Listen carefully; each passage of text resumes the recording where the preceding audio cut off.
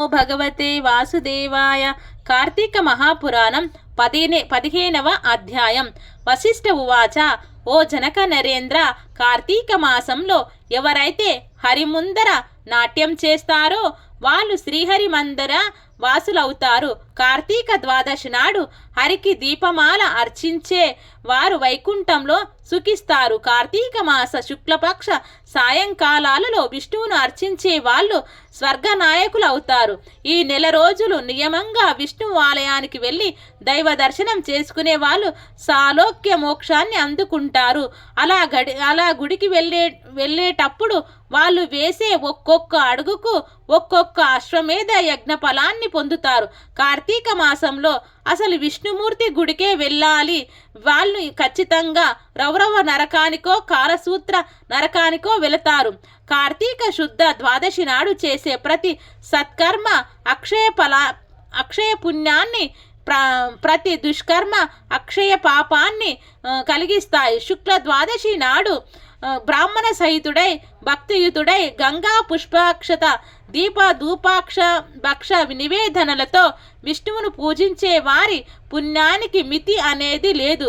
కార్తీక శుద్ధ ద్వాదశి నాడు శివాలయంలో గాని కేశవాలయంలో గాని 1,00,000 దీపాలను వెలిగించి సమర్పించే వాళ్ళు పుష్ప విమానం అధిరోహించి దేవతల చేత పొగడబడుతూ విష్ణులోకాన్ని చేరుకొని సుఖిస్తారు. కార్తీకం నెల్లాళ్ళు దీపం పెట్టలేని వాళ్ళు శుద్ధ ద్వాదశి, చతుర్దశి, పౌర్ణమి ఈ 3 రోజులైనా దీపం పెట్టాలి. ఆవు నుండి పాలు పితికేందుకు పట్టినంత సమయమైన దైవ సన్నిధిలో దీపం వెలిగించని వాళ్ళు పుణ్యాత్ములే అవుతారు. ఇతరులు పెట్టిన దీపాన్ని ప్రబోధింపజేసిన వాళ్ళు పాపాలు ఆ దీపాగ్నిలోనే కాలిపోతాయి. ఇతరులు ఉంచిన దీపం ఆరిపోయినట్లయితే దాన్ని తిరిగి వెలిగించేవాడు ఘనమైన పాపాల నుండి తరించిపోతాడు. ఇందుకు ఉదాహరణ ఒక కథ చెబుతాను విను. ఎలుక దివ్య పురుషుడు అవటం. సరస్వతి నదీ తీరంలో అనాది కాలంలో పూజా పునస్కారాలు లేని శిథిలమైన పోయిన విష్ణువు ఆలయం ఒకటి ఉండేది. కార్తీక స్నానం కోసం నదికి వచ్చిన ఒక యతి ఆ గుడిని చూసి తన తపోధ్యానం కోసం ఆ ఏకాంత ప్రదేశం అనువుగా ఉంటుందని భావించి ఆ గుడిని తుడిచాడు, నీళ్లు జల్లాడు. దగ్గరలోని గ్రామానికి వెళ్ళి ప్రతి నూనె 12 ప్రమిదలు తెచ్చి దీపాలు వెలిగించాడు. నారాయణార్పణమస్తు అనుకొని తాను ధ్యానం చేసుకోసాగాడు. ఆ యతి ప్రతిరోజు ఇలా చేస్తూ ఉండగా కార్తీక శుద్ధ ద్వాదశి నాడు రాత్రి బయట ఎక్కడ ఆహారం దొరకకపోవడం వలన ఆకలితో తన కడుపులోని ఎలుకలు పరిగెడుతున్న ఒక ఎలుక ఆ గుళ్ళోకి వచ్చి ఆహార అన్వేషణలో విష్ణు విగ్రహానికి ప్రదక్షిణంగా తిరిగి మెల్లగా దీపాల దగ్గరకు చేరింది. అప్పటికే ఒక ప్రమిదలో నూనె అయిపోవడం వలన ఆరిపోయిన వత్తి మాత్రమే ఉంది. తడిగా ఉన్న ఆ వత్తి నుండి వచ్చే నూనె వాసనకు భ్రమపడిన ఎలుక అదేదో ఆహారంగానే భావించి ఆ పత్తిని నోట కరుచుకొని పక్కనే వెలుగుతున్న మరొక దీపం దగ్గరకు వెళ్ళి పరిశీలించబోయింది. ఆ పరిశీలనలో అప్పటికే నూనెతో బాగా తడిసి ఉన్న ఆ ఆరిపోయిన వత్తి కోన వెలుగుతూ ఉన్న పత్తి అగ్నితో కలిసి ఉండటంతో ఎలుక దాన్ని వదిలేసింది. అది ప్రమిదలో పడి 2 వత్తులు చక్కగా వెలుగసాగాయి. రాజు కార్తీక శుద్ధ ద్వాదశి నాడు విష్ణు సన్నిధిలో ఒక యతీంద్రుడు పెట్టిన దీపం ఆరిపోగా అది విధానంగా ఎలుక వలన తిరిగి ప్రజ్వలితమై తన పూర్వ పుణ్యావశాన ఆ మూషికం ఆ రాత్రి గుడిలోనే విగత జీవి అయి దివ్యమైన పురుష శరీరాన్ని పొందడం జరిగింది. అప్పుడే ధ్యానంలో నుంచి లేచిన యతి ఆ పూర్వ పురుషుణ్ణి చూసి, ఎవరివి నువ్వు, ఇక్కడికి ఎందుకు వచ్చావు అని అడగటంతో ఆ అద్భుత పురుషుడు, ఓ యతీంద్ర, నేను ఒక ఎలకను, కేవలం గడ్డి పరక వంటి ఆహారంతో జీవించేవాడిని.